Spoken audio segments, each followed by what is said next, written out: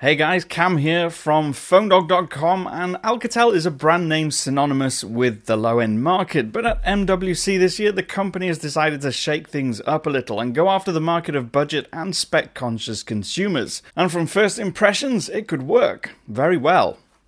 The Alcatel OneTouch Idol 3 models are perhaps the most surprising devices at MWC. At $199 and $249 for the 4.7 and 5.5 inch models respectively, you get a lot of phone for your money, and they'll both be available to buy unlocked direct from Alcatel later this spring. There are a number of key differences between the two different sized models, but they also share a number of similarities.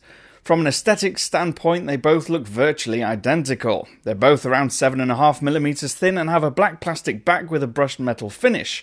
On the front, the phones have stereo speakers embedded underneath the chrome finished frame on the top and the bottom of the front face. The chrome finish surrounds the phone around all the edges. On the bottom edge is the micro USB port, on the right is the volume rocker, and unusually the power button is on the left edge, above the tray which holds both the micro SD card and the SIM. On the top edge we have a 3.5mm headset jack and the IR blaster.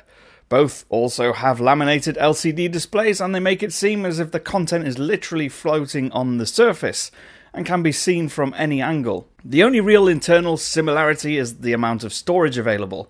Both will come shipped with 16GB of built-in storage, but if that doesn't seem like much, you'll be able to expand it up to an extra 128GB. Alcatel's also seen fit to load them up with the sweetest Android release yet, 5.0 Lollipop.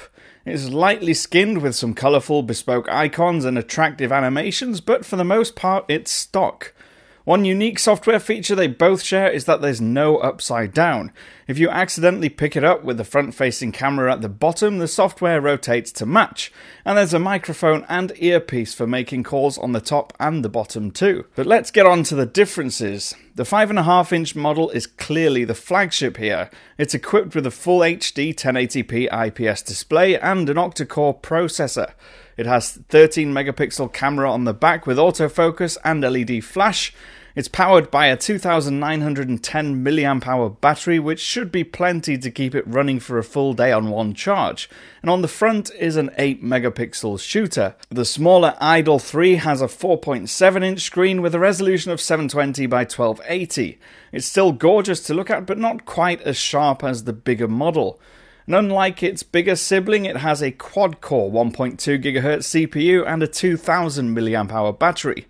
Pixel count on both cameras is reduced too, with a 13 megapixel snapper on the back and a 5 megapixel front-facing camera. Are these specs world-beating? Of course not, but with both phones aiming for low price range, I can't right now think of anything better for the same price. I've been Cam from PhoneDog.com. I'm at PhoneDog_Cam on Twitter. You can ask me any questions, make suggestions, get in touch, or as always, use the comments section down below and I'll get involved when I have the chance. I will see you again soon.